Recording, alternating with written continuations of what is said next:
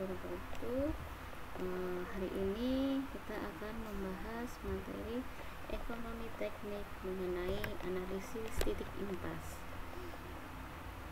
Oke, nah adapun capaian pembelajaran dari materi kali ini, yang pertama, mahasiswa dapat menjelaskan mengenai definisi titik impas. Yang kedua, mahasiswa dapat menjelaskan manfaat dari titik impas tersebut. Kemudian yang terakhir, mahasiswa dapat melakukan analisis titik impas. Nah, sehingga di akhir perkuliahan nanti adik-adik mahasiswa ini memiliki kemampuan untuk mendefinisikan titik impas, kemudian menjelaskan manfaat titik impas, dan yang terakhir adik tentunya dapat melakukan atau mengaplikasikan cara perhitungan titik impas itu sendiri seperti apa. Nah, kemudian untuk pokok bahasan kali ini, yang pertama nanti kita akan membahas mengenai definisi titik impas, kemudian akan dilanjutkan dengan pembahasan mengenai manfaat titik impas. Kemudian yang ketiga, kita akan belajar melakukan analisis perhitungan titik impas itu seperti apa. Oke, yang pertama ya, kita akan membahas apa itu titik impas.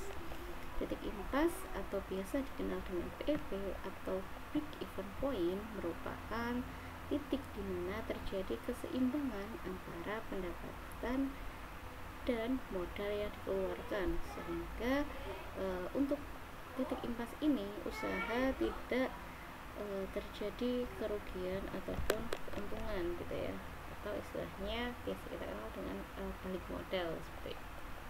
Nah, di sini bisa dilihat di sini kurva titik impas ya, atau kurva break even point. Nah, titik pertemuan antara garis penjualan dan biaya yang dikeluarkan ini menggambarkan titik peak event point atau titik impas. Nah, di sini bisa kita lihat ya, kemarin pada pertemuan sebelumnya ya, kita sudah membahas mengenai biaya tetap dan biaya variabel. Nah, masih ingat kan adik-adik, biaya tetap itu apa? Biaya tetap adalah biaya yang besarnya atau biaya yang dikeluarkan besarnya tidak tergantung dengan berapa banyak volume yang kita produksi, sehingga mau berapa pun volume produksinya, biaya tetap yang kita keluarkan itu akan setara seperti itu. Nah, sedangkan biaya variabel adalah biaya yang dikeluarkan sesuai dengan volume produksi kita. Jadi biaya variabel ini akan mengalami perubahan ketika kita mengalami perubahan volume produksi seperti itu adik-adik. Jadi di sini garis biaya yang warnanya coklat ini merupakan biaya total atau biaya gabungan antara biaya tetap dan biaya variabel seperti itu. Nah, ketika dia biaya tetap saja dia akan seperti ini, tapi ketika total menggabungkan biaya tetap dan biaya variabel, maka semakin besar outputnya ya, atau semakin besar jumlah produksi, maka biaya yang dikeluarkan juga akan semakin besar seperti itu. Nah, kemudian untuk garis yang biru ini menggambarkan besarnya penjualan ya, berapa sih hasil yang kita terima dari penjualannya. Tentunya semakin banyak produk yang kita jual, maka rupiah yang kita dapatkan juga akan semakin besar. Nah, perpotongan titik antara biaya dan penjualan ini dinamakan break even point. Jadi di sini kita mengalami impas ya, atau tidak mengalami untung dan tidak mengalami kerugian, sehingga besarnya ini adalah 0 seperti itu. Nah, apa manfaatnya kita melakukan titik impas? Yang pertama, titik impas ini bisa kita gunakan dalam penentuan volume produksi. Kemudian yang kedua, titik impas ini bisa kita gunakan untuk memilih dua alat atau mesin yang sejenis yang kita gunakan. Jadi ketika kita dihadapkan oleh dua alternatif alat yang bisa kita gunakan dalam suatu pekerjaan, kita bisa memilihnya berdasarkan analisis titik impas ini. Kemudian yang ketiga, ini biaya sewa, pemilihan antara sistem sewa ataupun beli untuk alat ataupun mesin seperti itu. Kita juga bisa melakukan analisis. Jadi di sini kita bisa tahu lebih baik kita melakukan sewa ataupun membeli alat atau mesinnya seperti itu. Dan terakhir, PEP ini bisa digunakan dalam pemilihan ketika kita akan membuat atau membeli produk setengah jadi. Jadi inilah manfaat yang bisa kita dapatkan dari perhitungan titik imbas. Nah, tentunya adik-adik juga bisa menjadikan ini sebagai kajian penelitian ya ke depannya seperti itu. Oke, kita akan bahas satu-satu ya. Yang pertama, kita akan membahas bagaimana sih melakukan penentuan volume produksi dengan menggunakan PEP. Jadi di sini dengan PEP kita bisa melihat ya titik impas ini untuk mengetahui pada tingkat produksi berapakah sih si perusahaan ini akan mendapatkan keuntungan seperti itu. Kemudian analisis ini juga dapat dimanfaatkan untuk mengetahui berapa volume produksinya, kemudian harga jual yang memungkinkan, kemudian biaya produksinya itu besarnya berapa, keuntungan atau kerugian yang akan diperoleh dari perusahaan itu berapa. Ini kita bisa menggunakan titik impas seperti itu. Nah, untuk penentuan volume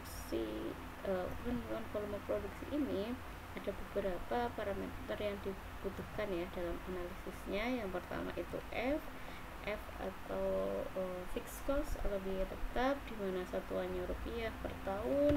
Kemudian V atau variable cost atau biaya tidak tetap, satuannya rupiah per unit produk. Kemudian N ini menggambarkan jumlah produk yang dihasilkan dengan satuan unit per tahun. Kemudian P atau price ini menggambarkan harga jual ya, rupiah per unit produknya. Kemudian untuk C atau total cost atau total biaya ini rupiah per tahun. Sedangkan R revenue atau penerimaan ya, dimana satuannya rupiah per tahun. Sedangkan Z ini menggambarkan keuntungannya. Nah, ketika mengalami PEP ya, sehingga keuntungannya itu sebesar 0 karena dia tidak mengalami untung atau tidak mengalami kerugian karena dia berada di impas, sehingga nilai Z-nya ini nanti akan sebesar 0 seperti itu. Nah, di sini bisa dilihat ya komponen-komponen biayanya ya. Nah, di sini ada fixed cost, ini biaya yang tidak dipengaruhi oleh jumlah produksi atau volume produksinya. Kemudian variable cost di mana besarnya ini dipengaruhi dengan jumlah produksi. Jadi semakin tinggi atau semakin besar volume yang kita produksi, maka biayanya pun akan semakin meningkat. Nah, sedangkan di sini total cost merupakan gabungan antara fixed cost dan variable cost, sehingga ini ditarik ke sini ya, jadi ini ke atas. Nah, tadi kan sudah saya sampaikan ya untuk titik impas penerimaannya ini berarti atau keuntungannya ya sebesar 0 gitu ya, karena mengalami titik impas jadi tidak untung dan tidak rugi seperti itu. Dimana adik-adik sudah tahu juga ya untuk pemasukan atau keuntungan ya, keuntungan itu rumusnya pemasukan dikurangi biaya seperti itu. Besarnya penerimaan itu merupakan perkalian ya antara jumlah produk dengan harganya, sehingga untuk R ini rumusnya N dikalikan P. N ini menggambarkan jumlah produknya, sedangkan P ini menggambarkan price atau harganya. Nah, kemudian dikurangi dengan cost atau biaya yang dikeluarkan gitu ya. Nah, biaya yang dikeluarkan itu meliputi biaya tetap dan biaya tidak tetap. Nah, karena biaya tetap ini tidak berubah berdasarkan volumenya, maka kita langsung tuliskan F. Kemudian sedangkan biaya variabel ini bergantung terhadap jumlah produk yang diproduksi seperti itu. Sehingga ini dikeluarkan ya, NP dikurangi F, ini positif dikalikan negatif, maka akan ketemu negatif. Jadi 0 sama dengan NP dikurangi F dikurangi NV. Nah ini yang ada N nya ya, kita jadikan 1 ya, kita sebelahkan, N nya kita keluarin, sehingga P dikurang V, N dalam kurung P dikurang V, kemudian dikurangi F. Sehingga ketika kita mau menentukan volume produksi atau M tadi, atau kita simbolkan T ya di sini, maka besarnya T adalah V per P dikurangi F, seperti itu. Nah, F ini menggambarkan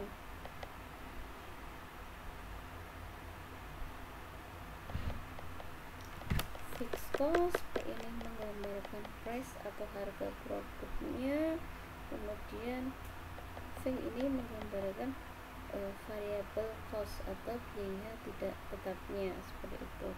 Nah, di sini perusahaan itu ketika dia memproduksi produk sebesar T unit, maka perusahaan tersebut tidak memperoleh keuntungan atau tidak memperoleh kerugian karena dia berada pada titik impas.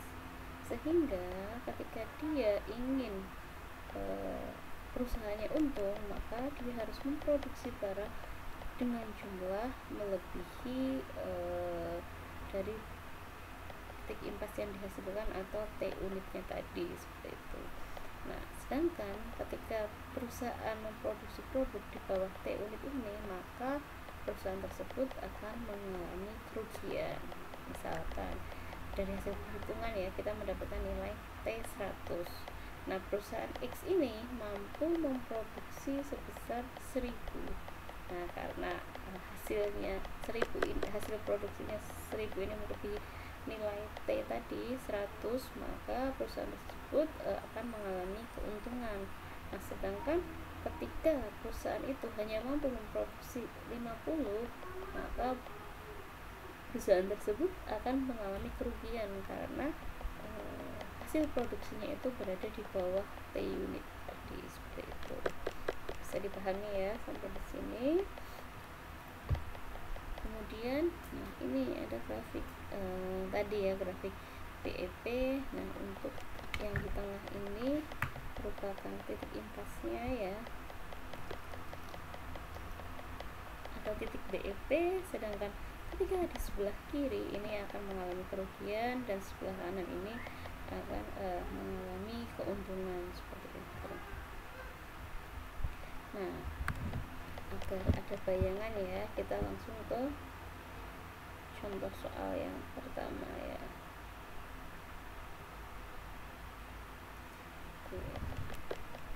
Suatu UKM memerlukan biaya tetap ya, biaya tetap sebesar 2.500.000 per tahun, kemudian biaya tidak tetapnya sebesar Rp500 per unit produk, dan harga jual dari produk yang diproduksinya itu sebesar Rp1.000 per unit. Kemudian di sini ada pertanyaan, tentukanlah titik impas pada kondisi perusahaan tersebut. Nah, dari soal tadi bisa kita ketahui ya, besarnya biaya tetap ya, atau fixed cost atau F sebesar 2.500.000 per tahun. Kemudian untuk biaya tidak tetapnya atau variable cost sebesar Rp500 untuk setiap unitnya. Kemudian harga jual produk atau price-nya sebesar Rp1.000 per unit.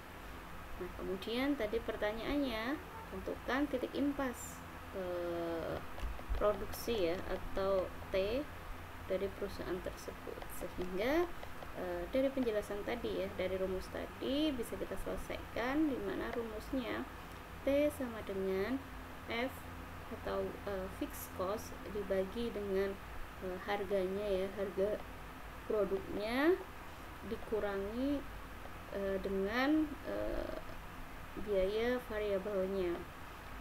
Nah, tinggal memasukkan di sini nilai F-nya 2.500.000, kemudian nilai P-nya 1.000.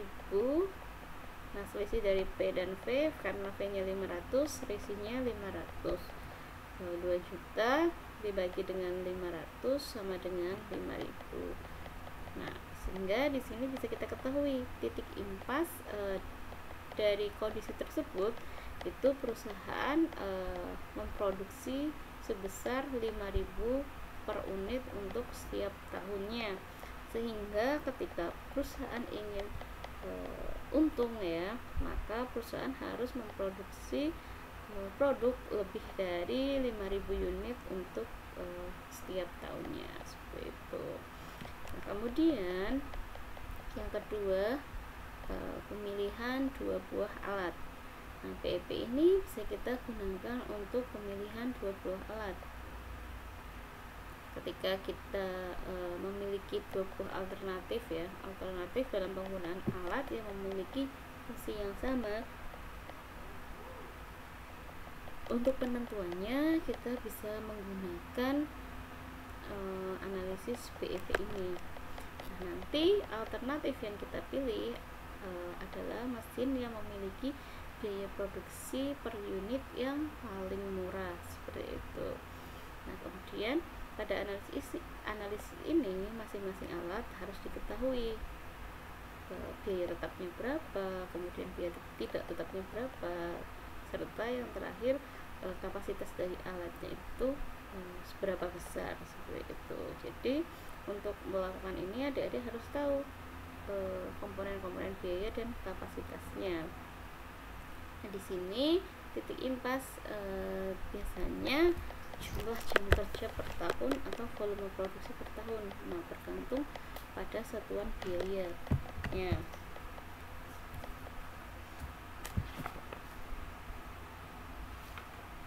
Nah, untuk yang selanjutnya kita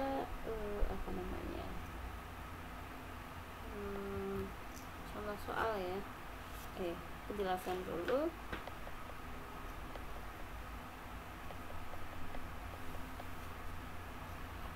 Untuk menghitung titik impas ya, sebelum kita lakukan soal, ini ada persamaan dari perhitungan titik impas. Kita menggunakan perhitungan biaya pokok ya, dimana besarnya biaya pokok itu merupakan pembagian biaya tetap dengan jumlah volume pekerjaan, kemudian ditambahkan dengan biaya tidak tetapnya, kemudian hasil tersebut kita bagi dengan kapasitas mesinnya, seperti itu.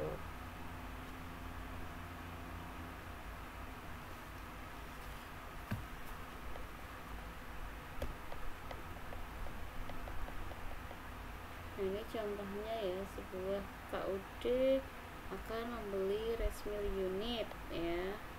Nah, dalam pembelian ini ada 2 alternatif alat yang harus dipilih KUD tersebut.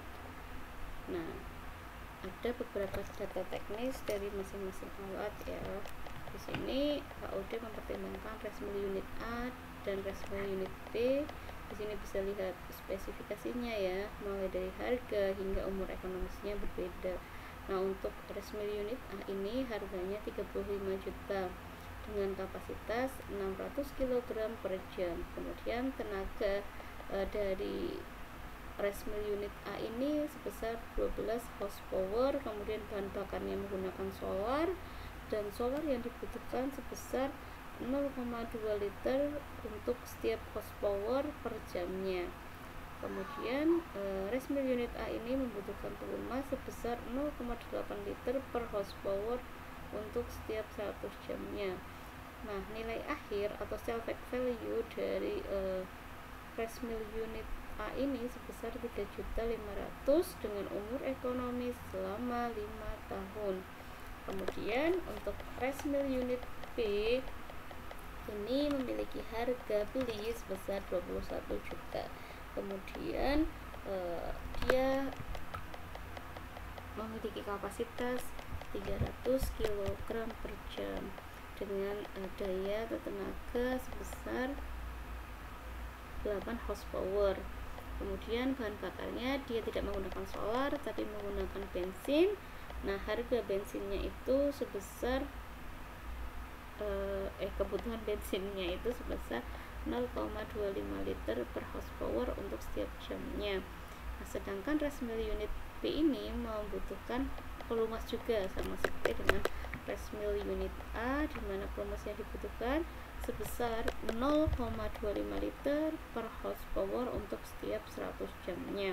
Kemudian nilai akhir dari rice mill unit B ini sebesar 2 juta rupiah dengan umur ekonomis 3 tahun ya. Nah, bisa dilihat dari sini ya, kalau dari segi harga memang lebih unggul untuk yang B ya, tapi kalau segi kapasitas itu bisa unggul dari A. Kemudian untuk nilai akhir atau self value-nya juga lebih unggul dari A karena di harganya lebih mahal.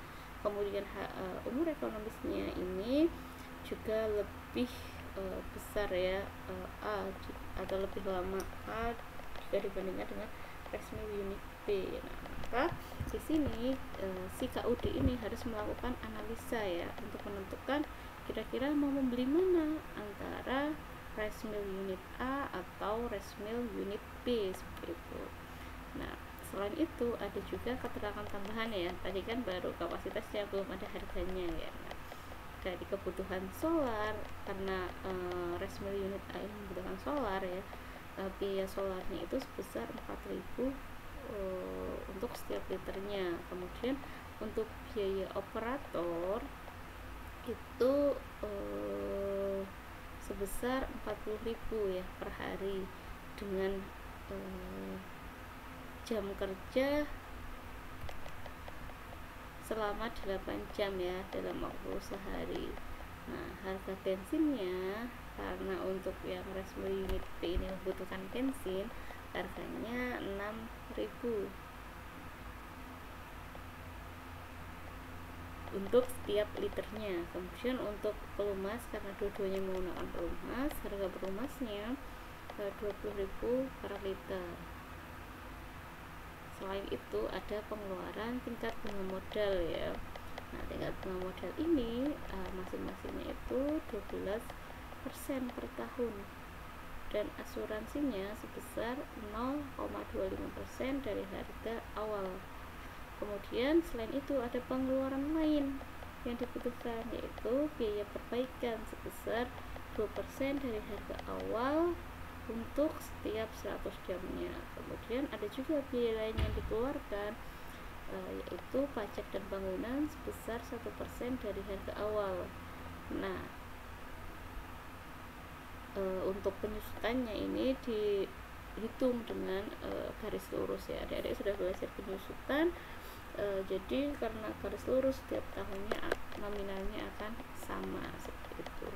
Nah, jika jam kerjanya dalam satu hari tadi 8 jam, kemudian dalam satu bulan jam kerjanya itu 20 hari, dan dalam satu tahun jam kerjanya selama 11 bulan kerja ya. Nah, kira-kira dari dua alternatif tersebut mana sih alternatif atau apa namanya, atau alat mana yang akan kita pilih gitu ya, dari A atau B. Nah, di sini yang pertama kita menghitung untuk masing-masing mesin ya. Kita lihat biaya tetapnya, kemudian biaya tidak tetapnya seperti itu.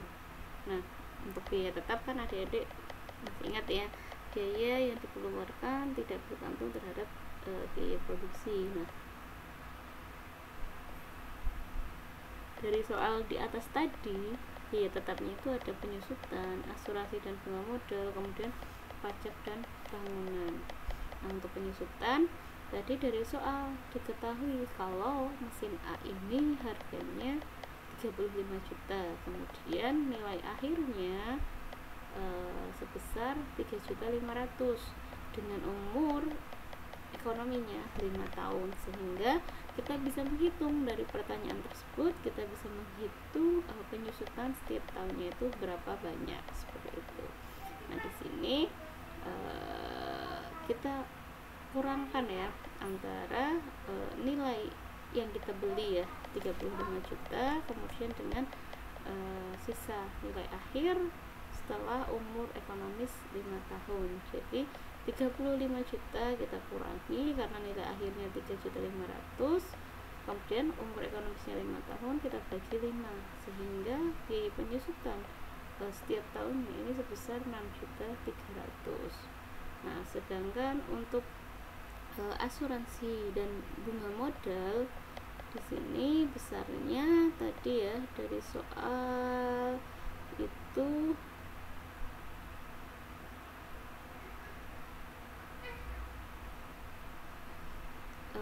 asuransi sebesar 0,24%, sedangkan bunga modal sebesar 12%, sehingga untuk asuransi dan bunga modal ini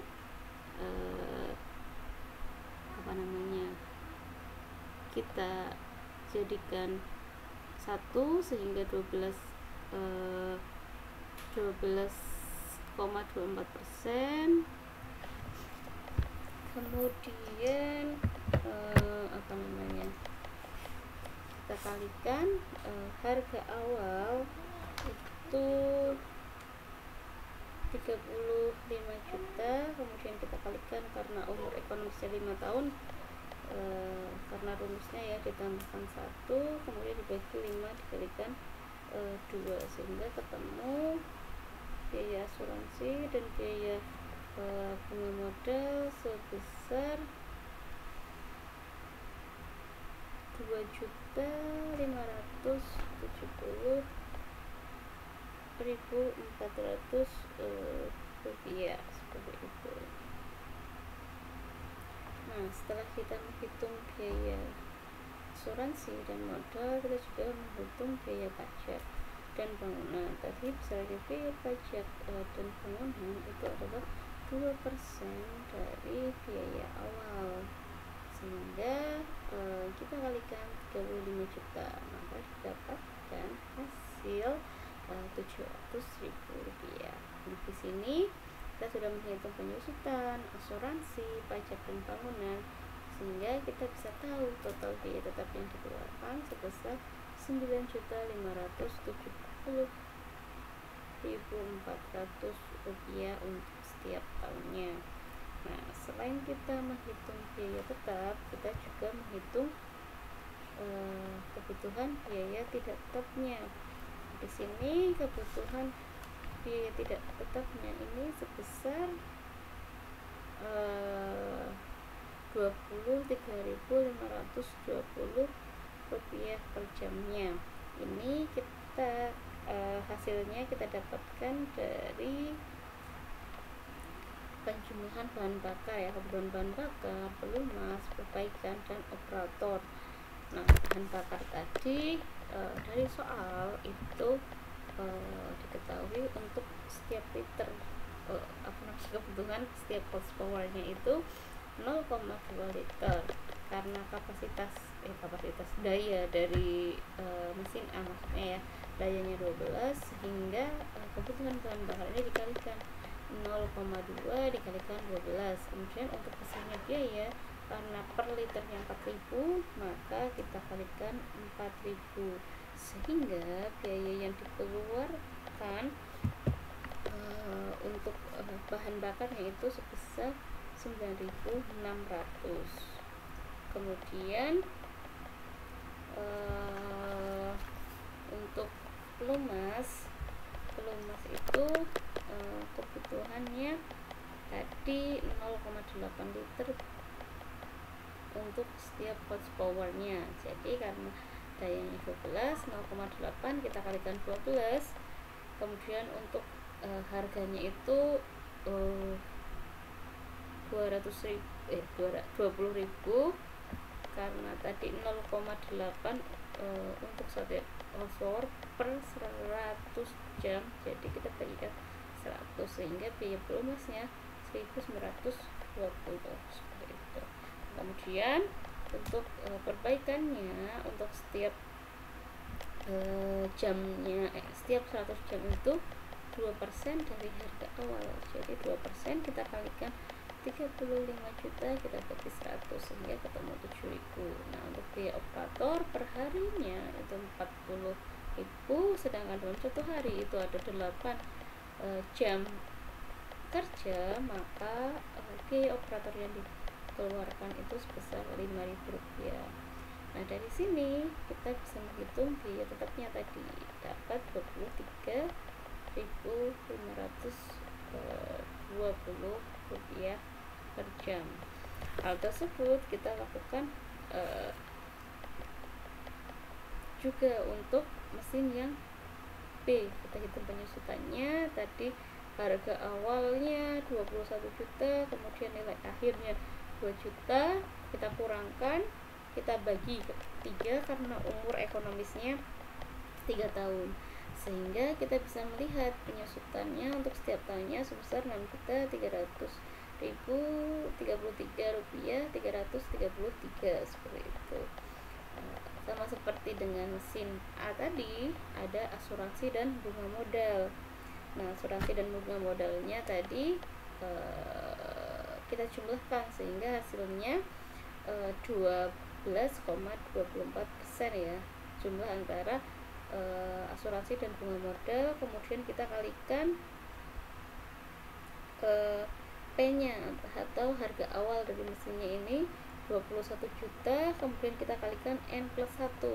N-nya umur teknisnya 3 tahun, kita tambahkan 1 jadi 31, kemudian kita bagi 2 kalikan N sehingga hasilnya 1.700.013 itu 1.713.000 rupiah 13.600 rupiah.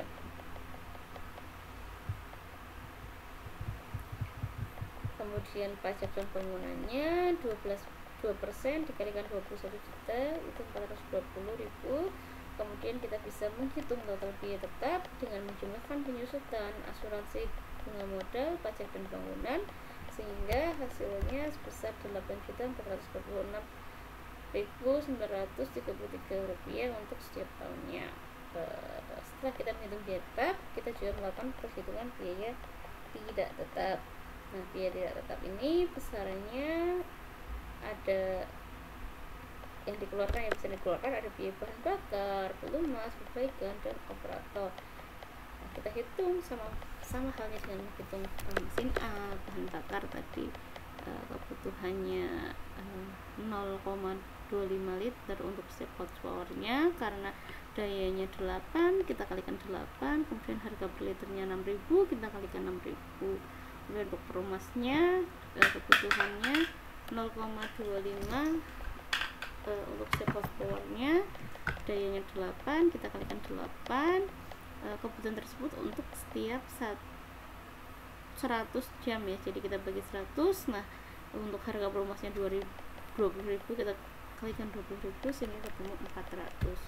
Nah, kemudian untuk biaya perbaikan sebesar 0,02 atau 2% dari harga awal untuk setiap 100 jamnya, sehingga kita bisa menghitung biaya perbaikan yang kita butuhkan setiap jamnya sebesar 4.200. Nah, untuk biaya operator yang dibutuhkan itu 4.000 per harinya, sehingga karena sehari itu kita bekerjanya 8 jam, maka biaya operator yang dikeluarkan untuk setiap jamnya sebesar 5.000. Nah, di sini kita bisa menjumlahkan keseluruhannya sehingga kita mengetahui total biaya tidak tetap dari mesin B sebesar 21.600 rupiah untuk setiap jamnya. Nah, tadi di soal ya sudah dijelaskan ya,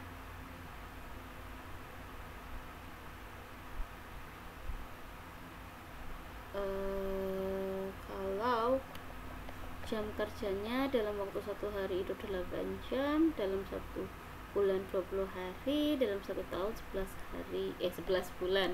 Sehingga kita bisa menghitung jam kerjanya dalam satu tahun, kita tinggal kalikan 8 kali 20 kalikan 11, sehingga kita ketemu jam kerja dalam waktu setahun itu sebesar 1760 jam kerja, seperti itu.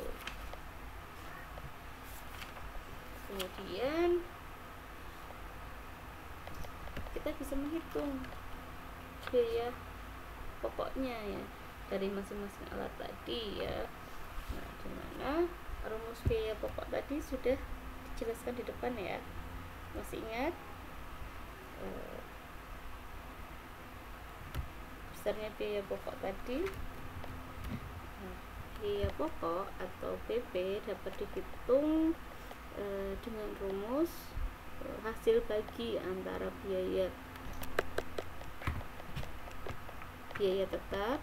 Nah, biaya tetap dari mesin A sebesar 9.570.400 rupiah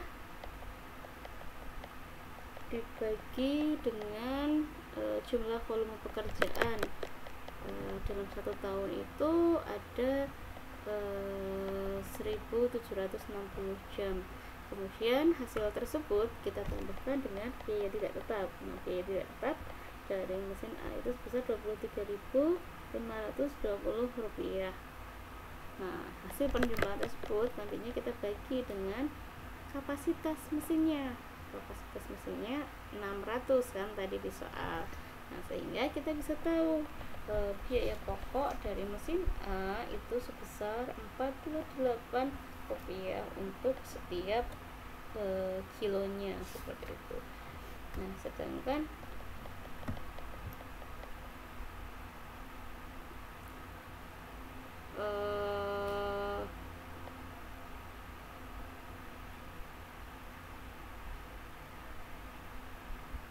untuk biaya pokok mesin B kita juga bisa menghitung sama dengan biaya pokok mesin A tadi ya. Kita tinggal masukkan biaya tetapnya tadi sudah dihitung sebesar 8.446.933 rupiah, kemudian dibagi dengan jam kerjanya 1760, kemudian ditambah dengan biaya tidak tetapnya 21.600. Nah, hasil ini kita bagi dengan kapasitas mesinnya sebesar 300 unit ya per 300 kilo untuk per jamnya, sehingga kita bisa mendapatkan hasil ya dari perhitungan biaya pokok ini sebesar 88.000 rupiah per kilonya. Nah, oke, sampai di sini bisa dipahami ya, sehingga ketika kita melihat jam kerja yang sama, kemudian dengan fungsi yang sama ya, kita bisa lihat di sini jika mesin A itu lebih menguntungkan jika dibandingkan dengan mesin B. Kenapa? Karena bisa kita lihat harga atau biaya per unitnya itu jauh lebih rendah mesin A jika dibandingkan dengan mesin B. Maka dari sini kita bisa memutuskan untuk lebih memilih mesin A dibandingkan dengan mesin B, seperti itu.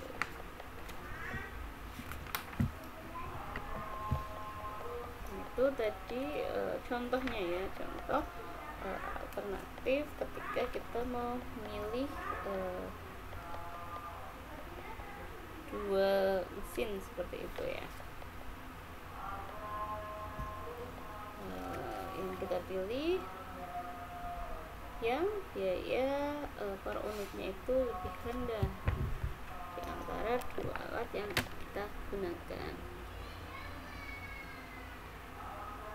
Oke, ini tadi ya password DL0. Oke, kita skip. Nah, untuk yang ketiga itu kita bisa menggunakan, selain untuk memilih dua alternatif, kita juga bisa memilih kira-kira kita mau menyewa atau membeli alat ya gitu. Nah, di sini kita bisa menggunakan analisis PEP ya. Apabila seseorang memerlukan suatu alat atau mesin, dan dalam hal ini terdapat dua alternatif ya, alternatifnya yaitu menyewa ataupun membeli, maka kita bisa menggunakan analisis titik impas juga untuk mengambil keputusan apakah akan menyewa atau akan membeli. Nah, dalam analisis ini kita menetapkan rupiah per tahun ya, rupiah per unit produk, atau rupiah per hektar, atau rupiah per kilo, atau lainnya ya yang bisa kita pakai rupiah per unit produknya. Nah, ini semua dianggap tetap untuk semua tingkat volume pekerjaan yang dikerjakan. Titik impas di sini menunjukkan suatu tingkat volume pekerjaan di mana biaya per unit produk sama besarnya antara menggunakan sistem sewa atau dengan membeli ya. Jadi misalkan kita akan memproduksi dengan volume 100 gitu. Lebih baik kita menyewa atau membeli mesinnya seperti itu. Nah, ini contohnya ya.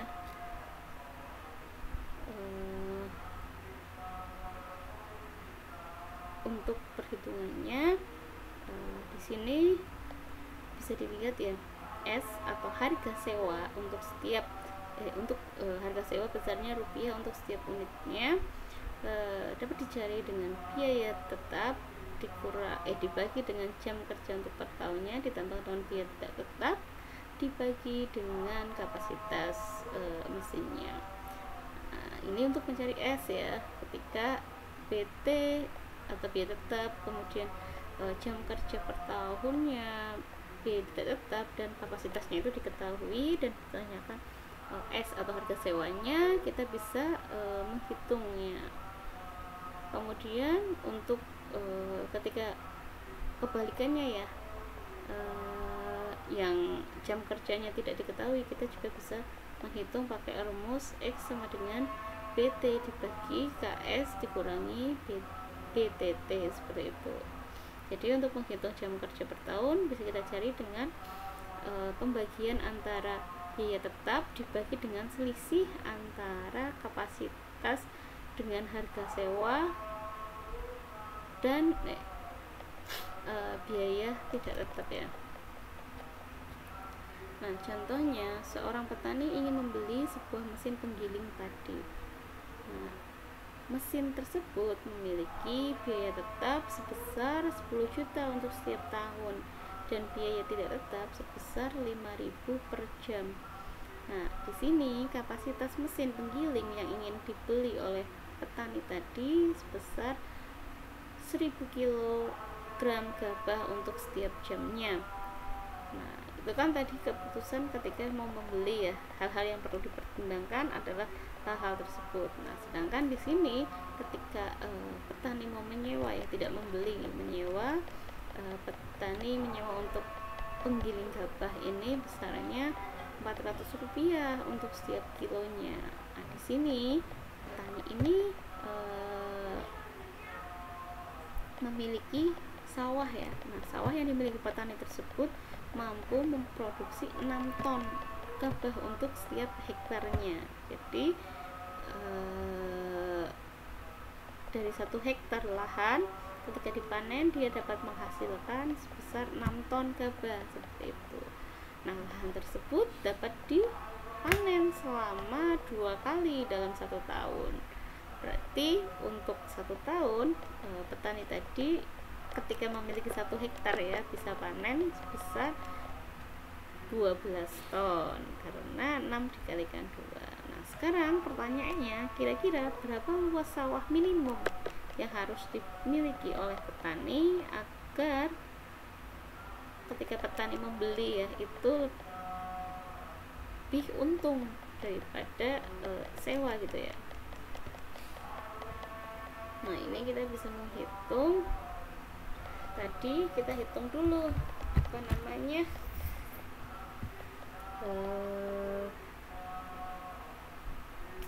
jam kerja per tahunnya itu berapa.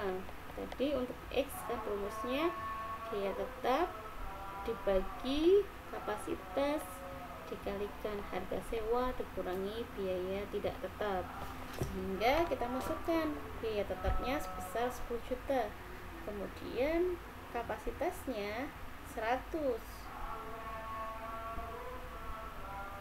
kilogram gabah kan ya untuk sejamnya, makanya kita masukkan 100, kemudian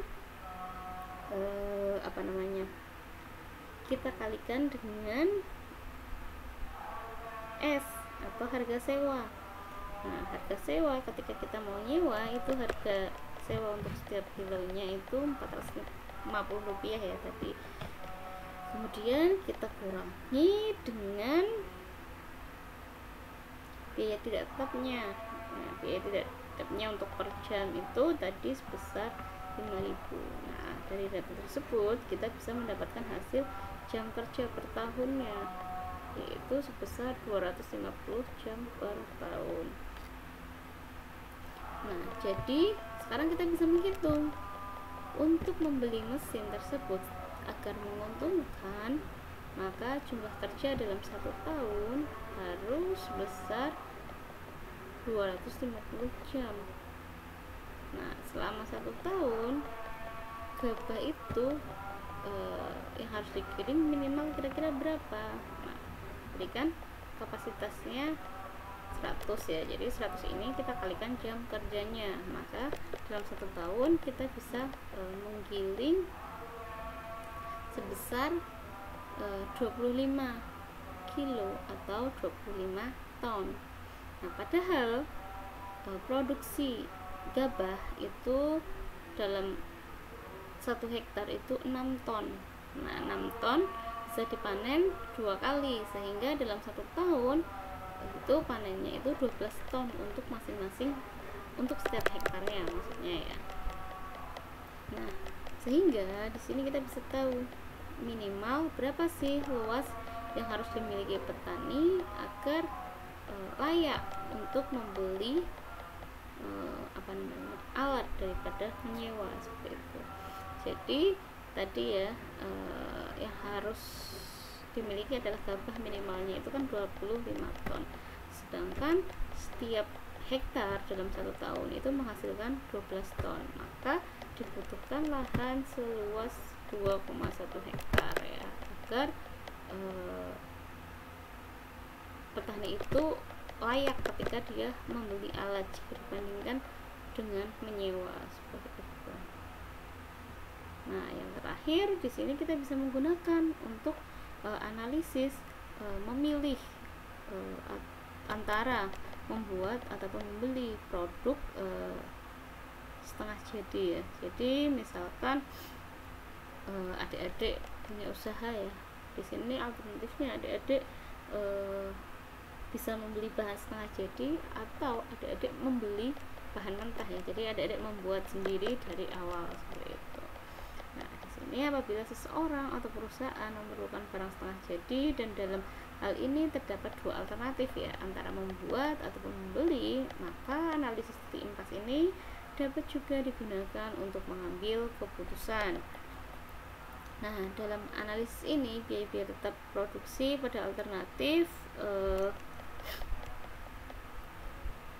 antara membuat sendiri atau membeli seperti itu ya. Misalkan di sini ada perusahaan biskuit selai ya, jenis sensor gitu ya, dapat menggunakan analisis ekonomi dalam melakukan keputusan untuk antara membeli selai yang sudah jadi atau membuat sendiri selainya seperti itu.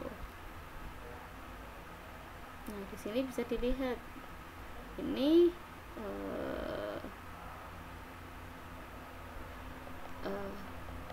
perbandingan ya antara grafik A ini menggambarkan grafik biaya membeli, sedangkan B ini adalah biaya dalam membuat. Nah, di sini adalah titik impasnya ya, atau unit produknya seperti itu. Nah, di sini kita menggunakan EUAC ya, sudah pernah belajar kan ya, equivalent uniform annual cost. Jadi kita melihat keseragaman cost setiap tahunnya atau biaya yang dikeluarkan setiap tahunnya. Nah, langkah yang dilakukan itu yang pertama adalah menentukan semua biaya yang dibutuhkan ya, baik biaya variabel atau biaya tetap dari masing-masing alternatif tadi. Kemudian kita menggunakan EUAC, equivalent uniform annual cost. Kemudian kita jadikan dalam bentuk persamaan yang ekuivalen. Kemudian nanti kita bisa memilih alternatif yang sesuai dengan analisis kita seperti itu. Nah, contoh soalnya ya, di sini ada alternatif A dan alternatif B, di mana ongkos awalnya 200 juta, kemudian ongkos tenaga kerja ya untuk per unitnya 2000, kemudian ongkos biaya bahan baku ya ini 3000, kemudian nilai sisanya setelah 5 tahun 10 juta, kemudian ada biaya 8 juta per tahunnya. Kemudian untuk biaya yang B bisa kita lihat ya, ada biaya ongkos awal juga, kemudian daun umur fasilitas. Nah, dari data ini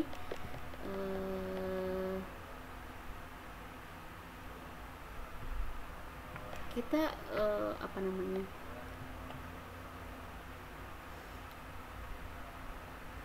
ini yang A dan B ini merupakan bagian dari salah satu komponen tambahan pada industri makanan kaleng ya, yang memproduksi produk A dan B.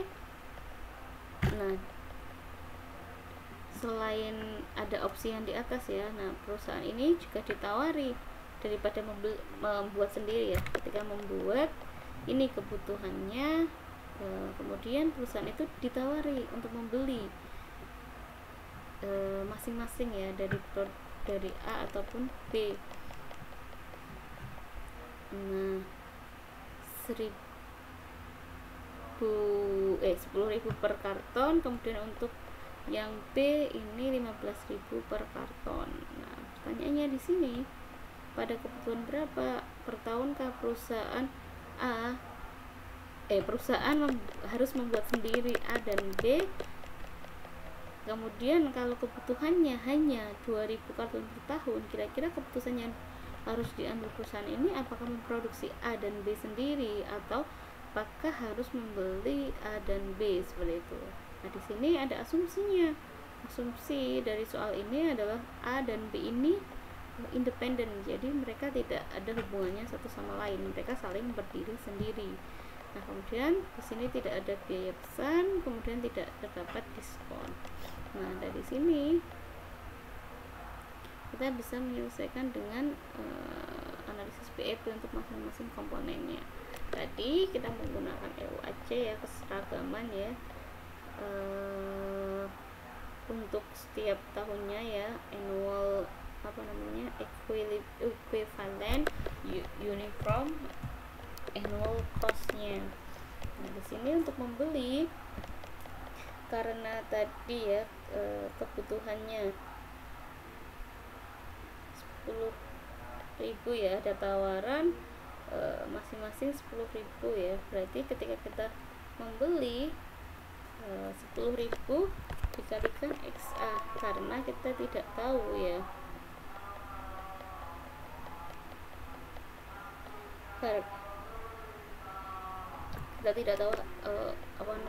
jumlah kartonnya, maka kita 10.000 ini kita kalikan jumlahnya ya. Nah, sedangkan untuk membuat tadi kita hitung ya, kebutuhannya ada biaya awal, kemudian ada ongkos tenaga kerja dan lain sebagainya. Di sini tadi kan biaya awal karena present ya. Kemudian kita menggunakan EUAC, berarti kita menarik keseragaman ya, dari sekarang kita membuat ke A-nya. Nah, makanya di sini kita A per P dikalikan 15%, untuk bunga 15%, dan umur pakainya ini sebesar 5 tahun ya. Kemudian tadi karena ada biaya per tahunnya ya 18 juta, karena ini sudah seragam per tahun, makanya kita tidak rubah. Kemudian untuk biaya ongkos awal dan bahan baku juga sudah per tahun, tinggal kita kalikan ya dengan berapa jumlah produknya. Kemudian kita tambahkan 10 juta ini karena nilai akhir di future, kita tarik agar seragam nilainya. Di sini bunganya 15%, kemudian umur teknisnya ini adalah 5 tahun.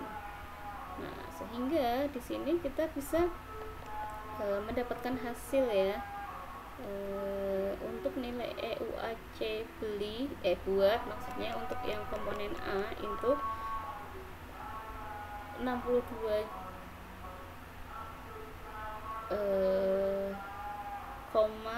3843 juta ditambahkan 5.000 dikalikan XA karena tidak tahu.